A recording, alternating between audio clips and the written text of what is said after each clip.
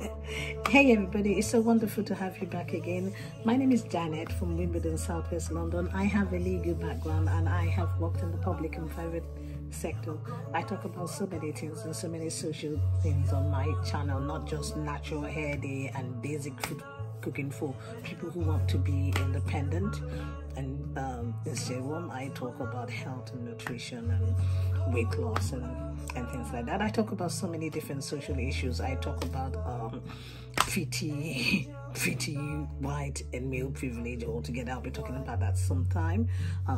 Yes, I talk about emotional issues, mental health issues, and so on. I'm not a psychologist or anything like that, but I've suffered bereavement. I talk about any experiences that both young and old, things, the struggles in life, you know, anything you want to talk about. So subscribe. You may not want to talk about hair, but I may talk about beauty tips and other things. I hope you enjoyed my quick eyebrow tutorial recently on doing a basic eyebrow without concealers, without threading, without waxing, you know, and without eye razor blades. Okay, so this was a different way. I am going to do more videos on doing waxing without going to the salon and using exfoliating braids and so on. Unfortunately, I can't do threading myself. I can't see the point in that and all that. But if you cannot do electrolysis and so on, I can show you. This channel will show you basic ways of doing things that are cost effective, and you don't have to go to the same person that does Naomi Campbell's eyebrow. I know she's wonderful and so on. So if you watch that video, you will see how I got this. It doesn't look perfect, but this is the way I like it. I like my eyebrow looking really combed out and, you know, thick and all that. I'm sorry, this is not my color eyebrow pencil. I lost my brown eyebrow pencil, but you know, at least so this is acceptable, at least for work, college or whatever. And that's because I was in a hurry. But another time, if you look at it in the mirror, it's actually much better than this. But this is a basic way of doing this with barely spending any money. There will be other stuff I can do. There will be other ways that I'm gonna tell you about this, and it's just wonderful. Okay, like I said, it's not just natural hair day I talk about so many issues. I'm trying to get into screenwriting, psychology. I'm doing a short-term psychology course, and I write short stories in my head. I'm also a passionate cinema goer, so I'm going to be telling you about the theaters, the films I've watched in the cinema and so on, and we can come together and talk about it. If you're really particular about a particular book and you read the book, I may do a little mini book club here, but it has to be on my YouTube channel. And what I can do is I may write a little snippets and nuggets of things on my other social networks like Instagram and Facebook and Twitter, and then you would have to come into here. So subscribe. This is not just about beauty tip and natural hair journey. Like I said, the difference between my channel and other channels is that you don't have to do what the celebrities are doing. You don't have to do any hoity-toity upmarket stuff. This is stuff that basically you can do yourself, that are cost effective. The stuff when I started to do my natural hair, okay, I did my research and I used things that barely cost me that much money, and my hair just grew in 2 years thicker. Okay, so please don't forget, view, like, share, comment, subscribe, ding my bell. So without further ado, we're gonna go to today's topic. Now today's topic is about 2 months after doing my first ASTRA Zeneca vaccination. Like I said, I talk about social and controversial issues as well. And 2 weeks after my second jab, I intend to go for the third jab if I'm invited. Okay, now first of all, before I go on, I would definitely tell you that there's been a lot of confusion on whether you can bring your second vaccination forward. I wasn't allowed to. When I booked my first vaccination, automatically I booked the second one. Okay, so when I did book the second one, it turned out that I tried to bring it forward and they said you have to wait 8 weeks. So basically you have to wait 8 weeks between vaccinations. I don't know where it's for it to work. And for those people who say if you take vaccination you will still be sick, yeah, you can still catch it, but you will not be as sick as people who haven't had it, and you may not go into hospital. And yes, obviously you can still spread it, but the transmission is low. You wouldn't spread it as much as you know. I remember last year when we had the first lockdown over, I went back to the cinema, and even before COVID I was always keeping my distance, hands, face and space. I always washed my hand, moisturize, wash my hand again, you know, gel. Before I take my popcorn, I'll take my tissue and open the door. I always sat separately away from people because I like to enjoy my cinema. I don't want somebody directly next to me breathing. So I'm very, very lucky, you know, when I go to Wimbledon Cinema or Putney Cinemas or Kingston Cinema, if I don't want to go to the Odeon in central London, I always go either on a weekday or I go earlier on a weekend or maybe weekday after work. But I'm not yet physically in an office yet because my career break is coming to an end. That happened before COVID, and when I wanted to get back to work, COVID started. So basically, I'm just doing some online research stuff for my former boss, which is pro bono, which is voluntary, so I don't get paid for that. And I'm doing these videos as well, and then I'm doing applications and trying to read books, and so there's still a lot of stuff going on in life. It's 2 years after the beginning of the COVID, so I'm gonna do another video on how it's affected you. How did you feel? Did you like lockdown? Didn't you? I was very lucky because by 2015 I had my own place, so technically I didn't have to deal with other people's stress, but you know, I had to deal with my own internal stress, and I had to find a way to deal with that. But luckily, my sister is now with me temporarily with my nephew, and they just fill my house with joy, and I'm so lucky. I have a tiny place, but we're happy and we have peace in here, and that's most important. So basically, I'm gonna go back and talk about the effects of the first vaccination. Before we go further on this, there are a lot of people today who are still worried. There's some people I know who've taken it. There are people who haven't taken it, and they've all talked about all this controversial stuff and all this anti-vax. My advice to you is to really think about your own instincts. But first of all, I'm going to do that. Some people have brought out video on what happened, and even if you have a dark side or a dark part to this stuff, I personally would like to see the positives. You can still talk about the negatives, okay, even if I've had like mini negative stuff, but I still want to talk about the positive, you know, the positive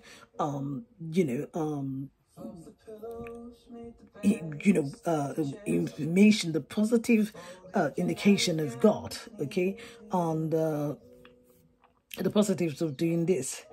Obviously, even if there are negatives or so on, so I'm going to talk about my own experience first, and then we're going to talk about your fears, your worries, and who I think should or shouldn't take it.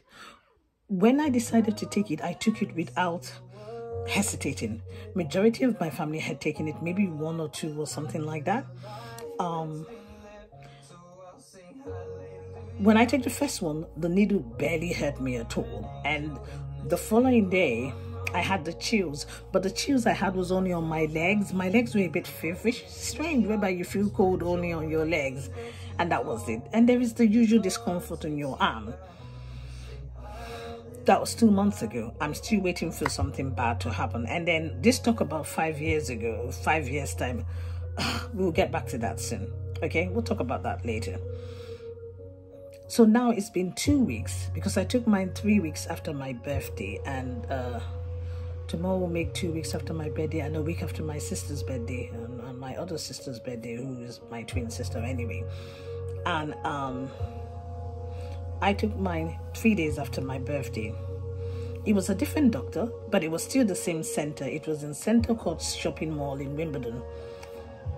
And it was a different doctor. And I'm not going to lie to you, the needle hurt this time. I mean, people say it doesn't hurt, but I'm sorry, it did hurt. First one didn't hurt me, but this needle did hurt this time. But because it was only for a couple of seconds, so it was just sort of like, it wasn't like you've been shot in your arm. It wasn't like, it didn't feel like that, but it did feel that I did feel some discomfort, needle pain, but not too much, you know. And he said, oh, maybe my hand's just stronger than the other person. I got a sticker and all that, and so on. And the difference is that my arm bled this time, even though he put all this all this stuff, you know, all this liniment stuff on it. It still bled, but not for long. So my arm still hurt for, you know, but to tell you the truth, my other arm was hurting, and that's because I walk my arms anyway. Okay, the next day I didn't have any side effects, because they do usually say the second vaccination you don't get that much side effects. They always say you don't really get that much side effects, but technically, I don't know. I don't know. I just got the side effect was very strange, because I didn't get the chills on my leg, and I didn't really, and that chills on my leg later in the evening, it was okay. I just got really weird different things that went on. The symptoms were not in your face kind of thing. After a while, I read the booklet, well, not the booklet, the paperwork I was given, that you can get some itching. So I had a few bits of itching and some balls in the unmentionable parts of my body. But, you know, I got liniment and so dealing with it anyway, just to rub something on it. I didn't really have a fever or any other big symptoms, you know, but I found out that my arm hurt a bit more, but not too much. It was just a little discomfort. And to me, I feel that the benefit does outweigh the risks. Now, for people who aren't supposed to take it, you know, I'm not pregnant. I've never been pregnant. And pregnant people were worried. I said, oh, be careful, be careful, be careful. Pregnant people shouldn't. But the guidelines of that has changed. And the thing is, sometimes the government don't always know. Even the scientists don't always know. COVID came with a huge sort of surprise. And before I go on, I have to say my condolences for families and friends of the people who died. I was lucky I didn't lose anybody, but, you know, we all know of somebody whose family or something like that. So my condolences to everyone, you know. And now they're saying that, you know, to take you, you know, to follow your instincts. If you're pregnant, I'm not a nurse, a little disclaimer, or a doctor, so I can't tell you what to do. But if I'm healthy and I'm pregnant, I probably would take it. I just think that the benefits outweigh the risks. Many young people now are going into hospital because they're not taking it. Some people have very bad reactions. You know, we don't know if you're an allergic or you have like a health issue that the jab may cause you problems. I feel you should talk to your doctor. But if you have problems and you need to take it, like I know I have a friend who has asthma and so on, she's taking it quickly, you know. So it may be a good idea to take it. And in terms of bringing it forward, I wasn't able to bring my second one forward. It had to be after 8 weeks, and that's what I did. All I'm saying is that, especially if you're a very healthy person, stop listening to other people. If you're healthy, I mean, look at me, I'm not 21 anymore, okay? I'm not old, but I'm not 21 anymore anyway, okay? All right, but I took it without hesitating. And look at the mild symptoms that I had, you know. And when you finish your fluids, take a lot of fluids and paracetamol from that day to the next day, or up to 2 days if you want, depending on your needs. You understand? Eat well, have your multivitamins, do your exercises. You know, it may just be a little kinder to you. You just don't know. You're saving other people's lives. When I go on, yes, I'm from London, so we still go on a tram, on a bus, you know. We don't have those, you know, until I can get an electric car, you know. I still wear my face masks. I still keep my distance, you know. I still moisturize and put my gel, you know. It's not all the time I order my groceries online. Sometimes I do, but sometimes I like to get out there to the supermarket and pick things, and I have done that. So I've had a wonderful experience with the jab. There've been a few discomforts, but I just feel confident. When I hadn't had it, I just felt it was just something that was weighing me down, and I just thought I'd rather just have it, you know. I'd rather just have it and just get it over and done with. I just thought, well, you know what, I'm gonna just have it, Get this over and done with, and there you go. And I just prefer to do it that way. And I did that, and I was just pleased about it. It's just that you never know. You could be saving somebody's life. And I know they said, oh, it doesn't really protect you 100% or protect another person. Yes, but it makes the transmission less. It makes the transmission actually less. Now, if you disagree, please put a comment in. Subscribe, subscribe, subscribe. Ding my bell. View, like, share, and subscribe. All I'm trying to say is follow your instincts. Stop listening to other people. Now, if other people are saying, don't take it, in 5 years' time, you'll be infertile. We're living in a social network world and a Netflix world. First of all, it's not that compulsory that you have to have kids. Okay, and it's never going to stop you from making babies. There are people who took it last year or how many years or whatever, you know, and they're getting pregnant. Stop listening to other people. Okay, so this is why I'm saying that I'm not a doctor, I'm not a nurse. I'm only going to tell you to follow your instincts. You know, you cannot have your in-laws or your family or your friends or your people saying, because they want you to be their baby making machine. It's just ridiculous. There's just no way it's going to stop you from having a child, especially if you're not going to have a child right now.